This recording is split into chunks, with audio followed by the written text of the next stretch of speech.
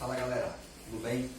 Vamos começar nessa aula a falar sobre um tópico que é bastante importante aí para o Enem, é muito cobrado no Enem, é um tópico do ensino fundamental. Na verdade é uma coletânea de tópicos do ensino fundamental.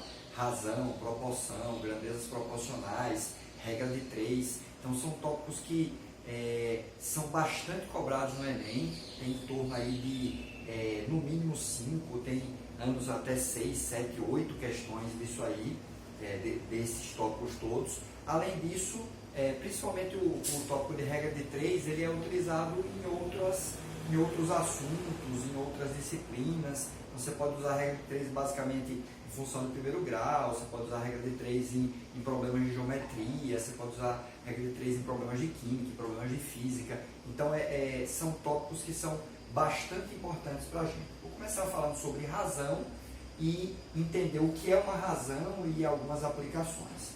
Bom, para matemática, razão é um sinônimo de fração. Toda vez que você pensar em razão, você pensa em fração, você pensa numa divisão. A ideia de razão é a ideia de divisão. Então, quando eu digo assim, a razão entre os números A e B vai ser uma fração em que A é o numerador e B é o denominador. Então, você pode escrever a razão entre A e B como uma fração, ou pode escrever também dessa forma, A, 2 pontinhos B. Na verdade, esse 2 pontinhos, ele é o símbolozinho de divisão, aquele 2 pontinhos com um tracinho no meio, que depois a gente tira o tracinho, né, e fica só os 2 pontinhos. Mas a ideia é a mesma. E depois que a gente aprende fração, a gente não utiliza mais os 2 pontinhos, né? Mas em algumas situações, principalmente em problemas envolvendo escala, você utiliza esses 2 pontinhos ainda. Bom, tem algumas razões bem importantes para a gente que é interessante a gente ter conhecimento prévio, mesmo sendo determinadas razões utilizadas em outras disciplinas que não em matemática, mas nada impede, como já ocorreu, de serem cobrados na prova de matemática. Então, conceito de velocidade média. O que é a velocidade média? Distância percorrida, pode ser em metros, pode ser em quilômetros, pode ser em centímetros, dividido pelo tempo gasto. Vale também a gente lembrar sobre outra razão importante, que é a vazão. A vazão é como se fosse uma velocidade, só que para volume. Então, em vez de ser a distância percorrida, seria o volume que é passado, Então, o volume que uma torneira deixa passar, o volume que uma represa deixa passar, o volume que um rio deixa passar, dividido pelo tempo gasto. Densidade é outra razão que também é utilizada bastante em física, bastante em química, mas nada impede de ser utilizada também em matemática. Densidade vai ser a massa de algum objeto dividido pelo volume que esse objeto ocupa. Densidade demográfica, que a geografia utiliza para saber se um país é povoado ou não é tanto povoado, seria o número de habitantes que existe em determinada região dividido pela área dessa região. Concorrência de um concurso, concorrência de um vestibular, seria a razão entre o número de candidatos que estão inscritos para aquele curso, para aquele cargo, dividido pelo número de vagas que foram oferecidas no concurso ou foram oferecidas em determinado curso no vestibular. Beleza? Então, algumas razões que são importantes a gente lembrar. Vamos fazer 2 exercícios relativamente simples, só para a gente entender essa ideia aí de razão. Então, o primeiro exercício diz o seguinte: em uma turma, a razão entre o número de homens e o número de mulheres é 3/5. Nessa turma, há 25 homens. O total de alunos da turma é... Cuidado, ele fala que a razão entre o número de homens e o número de mulheres é 3/5 e que há 21 homens. Só que ele quer saber o número total de alunos, ele não quer saber o número de mulheres, não. Bom, quando eu digo a razão entre o número de homens e o número de mulheres é 3/5, o que é que eu estou dizendo? Que se eu dividir o número de homens pelo número de mulheres, essa quantidade aí tem que dar 3/5. Ok? E ele diz também que há 21 homens. Então, 21 homens dividido pelo número de mulheres tem que dar 3/5. Aí, nesse caso, eu posso, em vez de fazer a multiplicação assim, eu vou fazer o seguinte, eu vou perceber que 21 é 7 vezes 3. Esse número aqui é 7 vezes esse. Então, esse número aqui tem que ser 7 vezes esse. Então, se 21 é 7 vezes 3, o número de mulheres é 7 vezes 5. E 7 vezes 5 dá quanto? 35 mulheres. Só que cuidado, a questão não pergunta o número de mulheres. A questão pergunta o número total de alunos. Então, o número total de alunos vai ser quanto?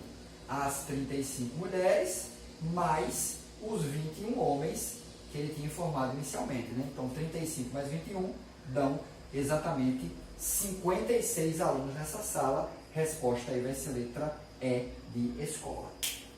Ok? Vamos fazer agora um segundo exercício, um exercício que caiu aí no Enem de 2016. O exercício diz o seguinte: 5 marcas de pão integral apresentam as seguintes concentrações de fibra. Massa de fibra por massa de pão.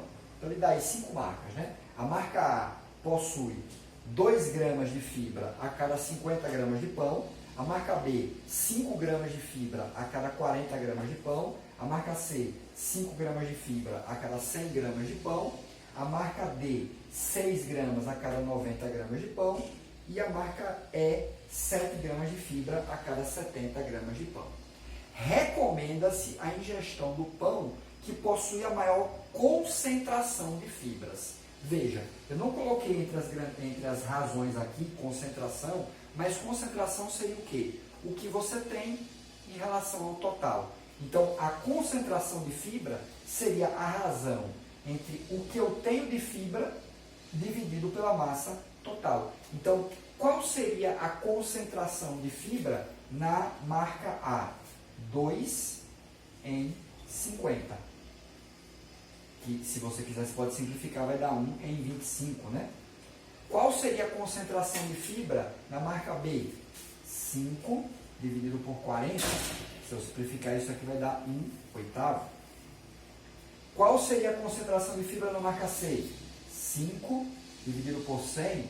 Se eu simplificar, vai dar 1/20.